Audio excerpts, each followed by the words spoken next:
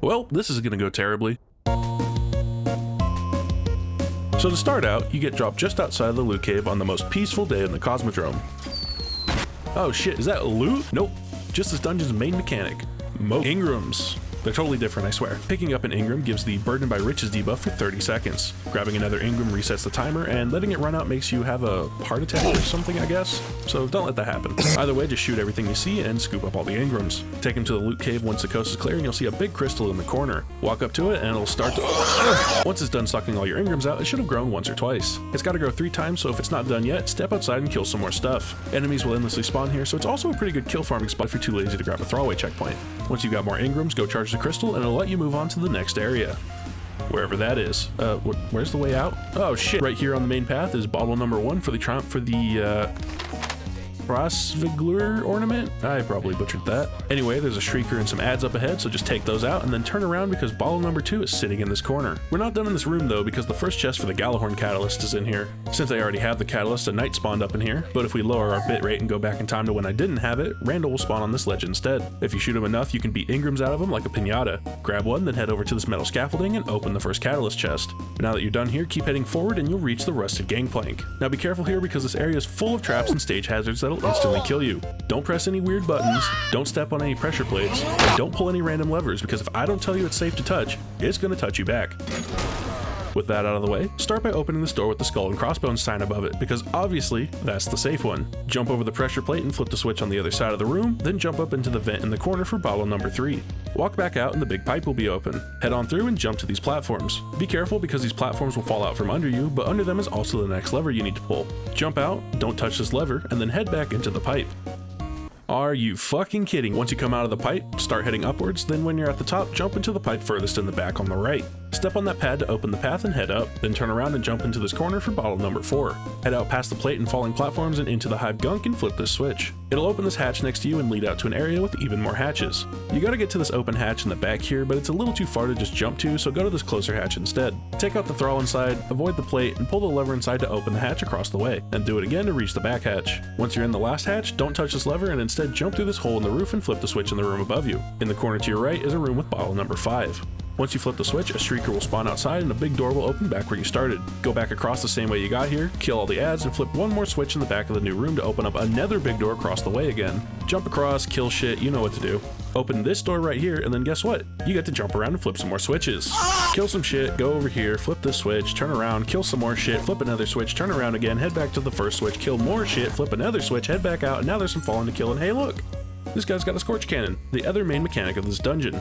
And before you ask, no, you can't rocket jump with this one, so don't try it. I know, I'm disappointed too. Head back to door number 4 and you'll see it has a fallen ball receptacle thingy next to it. Aim for the hole in the middle and click and hold to fire a charge shot at it. Let it fully charge, then detonate it to charge the battery and open up the door. Before you go, flip around and you'll see the first bonus chest of the dungeon. This chest will only drop stuff you've previously earned from encounters, so come back here after you've completed the dungeon at least once. Now that the dungeon's shown you all its mechanics, you're almost at the first encounter. Just head up these stairs and head into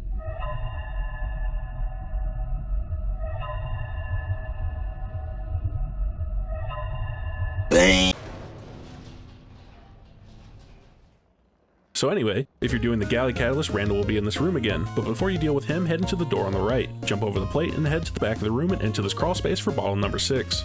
Head back out, and just like before, you'll need to beat an Ingram out of Randall and open the next chest. Grab your Ingram and then head up into the vent. Go right and jump to the platform, then head over here to grab the second piece of the Gjallarhorn catalyst. Jump back up to the platform and jump all the way across to the open door, and finally, you'll be at the first encounter.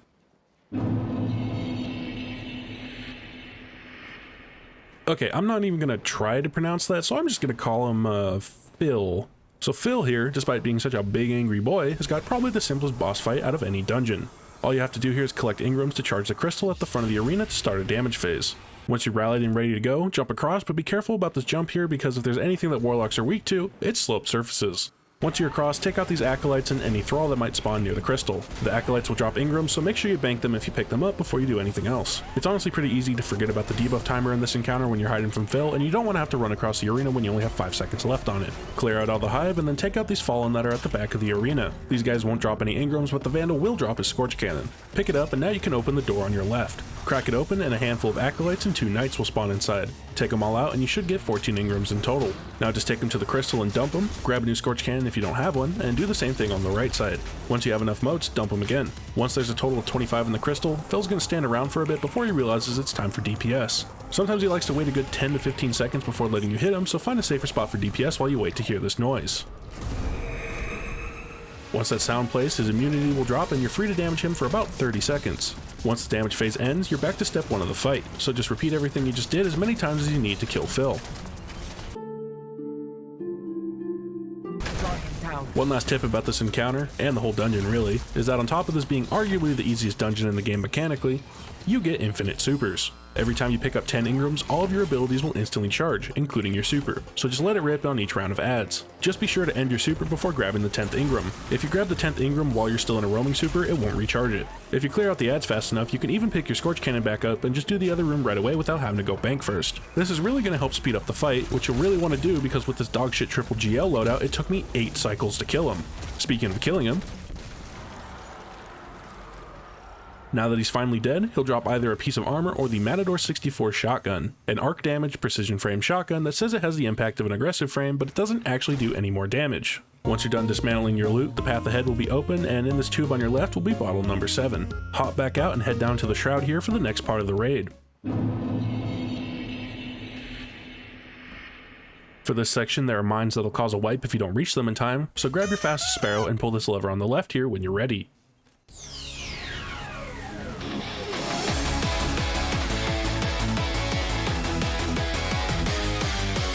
That's right, sword skating's back and it's better than ever. Warlocks can still do it the best, but this new improved skate works on every class this time. To do it, you'll need either half-truths or the other half from Dares of Eternity with the perk Eager Edge, which increases your sword's lunge distance for a second after swapping to it. To actually skate with it, make sure you're in the air first, then swap to the sword and swing it. Then while you're still in the lunge animation, swap to another weapon. This will let you carry the momentum of the lunge and fly super fast. Now just wait about 4 seconds and Eager Edge will be off cooldown and you're ready to zoom again. If you're a Warlock, just throw an Icarus dash onto the end of the skate by pressing jump, then immediately dashing to get even more speed.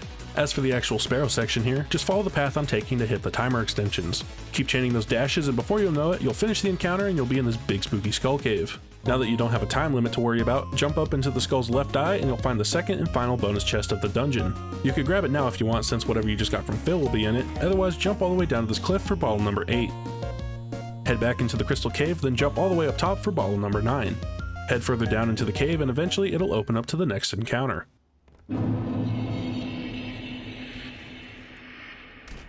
Now despite how big and imposing this area might look, I'm being completely honest when I say this is probably one of the simplest endgame encounters out of the entire Destiny series. So go ahead and start by dunking on the Scorch Cannon Vandal real quick. Now grab the Scorch Cannon and squint really hard and scan the area for some white squigglies. Those white squigglies are the shield of one of the servitors you need to go kill. Rotate this cannon so it points at one of the nearby islands, then follow this orange wire to the battery. Hit it with the Scorch Cannon and launch yourself over. Once you reach it, a bunch of adds will spawn, so let your super rip and scoop up all the engrams. Once you got 20, go into the hut and dump them into the crystal to drop the servitor's shield to take them out. Once it dies, instead of blowing up, it'll fall to the ground and start a timer that does something, I think. I don't think it causes a wipe, but don't let it run out anyway. Now you just gotta roll a servitor into the nearby cannon. Make sure it's pointed at one of these button thingies on the shield, then grab a Scorch Cannon and send him on his way.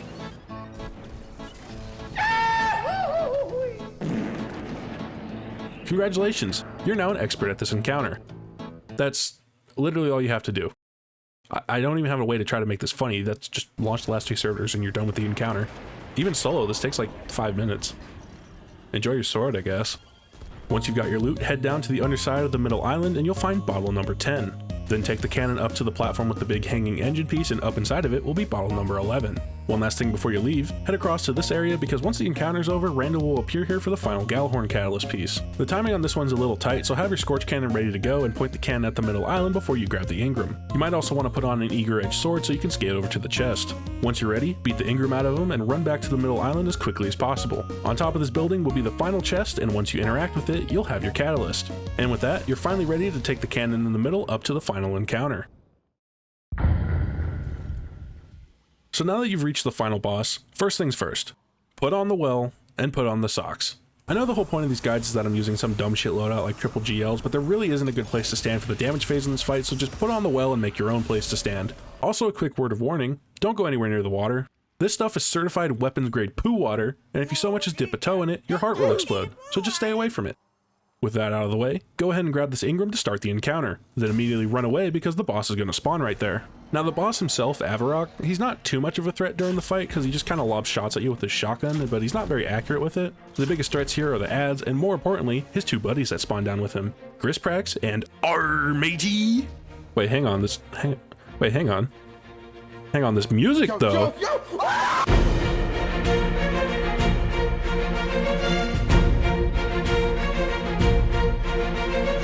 Okay, what you really need to worry about here are the ads that are probably spawning near you right about now. Okay, hang on, I need to turn this shit down. Anyway, the biggest threats here are the ads, and more importantly, his two buddies that spawn down there with him. Really, Matey's the only one you need to really worry about since he's a sniper shank. He'll absolutely clown on you if you try to do this encounter without killing him first, so get to lobbing grenades at him. If you want to take the safer approach, find the Scorch Cannon vandal that's running around the arena and use it to kill him instead. It's honestly really slow and boring to kill him this way, but it's safer and it's easier than using a grenade launcher. Once R2-D2's dead, start working on killing his buddy Sixpack. He's not very threatening, but as long as he's alive, he'll throw web mines at you, and if you spawn any Ingrams, he'll beeline straight for them and eat them, so save yourself the headache and slowly, meticulously, kill him too. Once he dies, he'll drop 10 Ingrams, so go ahead and pick those up and dump them right away at the crystal in the middle of the arena. Now that Chris Pratt and Hard R are both dead, go find the Scorch Vandal. Shut your stupid... I'm joking! No! Grab his cannon and head to one of the thirds of the arena. Each section will have a battery attached to the frame of the middle platform. Blow it up with a fully charged Scorch Cannon shot and the pods behind you will open up and spit out a bunch of Ingrams across the entire arena. Scoop up as many as you can, but don't worry too much about grabbing more than about 20 because the rest will probably despawn before you can grab them. You're going to need a total of 60 Ingrams to start the damage phase anyway, so do a couple more rounds of Ingram drops. Something worth mentioning though is that you can't just stand in the same spot and activate the battery over and over. It doesn't stay closed though, it reopens as soon as you activate another battery, so just go back and forth between two spots and you'll be good to go. Once you've got enough Ingrams, run to the middle of the arena and let that crystal give you the suck until it's fully grown. Drop a well and wait for the same noise that played during the fill fight and get to shooting. Avarokk will usually teleport to the front of this pod for DPS. Sometimes he warps next to you, so be ready if he decides to do that. The damage phase lasts about as long as the well does, so once the timer gets low, get ready to bail because when it ends, there's going to be a lot of angry jags looking at you and the island boys are both going to respawn. Also, you don't want to be standing in the middle of the arena when you get stunned with the realization that you did exactly 0 fucking damage to this guy and you're going to be here for an hour. I'm not joking, by the way. This fight alone took me almost exactly an hour to complete. So fasten your seatbelts because you're in it for the long haul now. Have fun. Oh my god, why didn't I just use Lament or something like a normal person? This is taking forever. Ah! Hey, wait a minute. Why did I only get one grenade from that ammo brick? I know I have a scav on.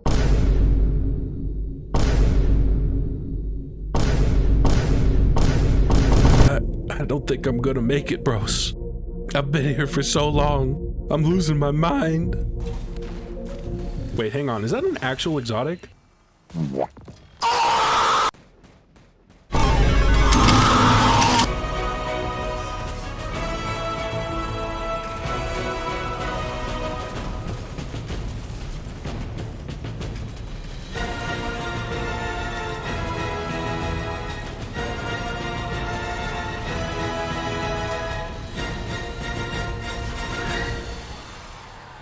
And just like that, you've flawlessly soloed the Grasp of Avarice dungeon.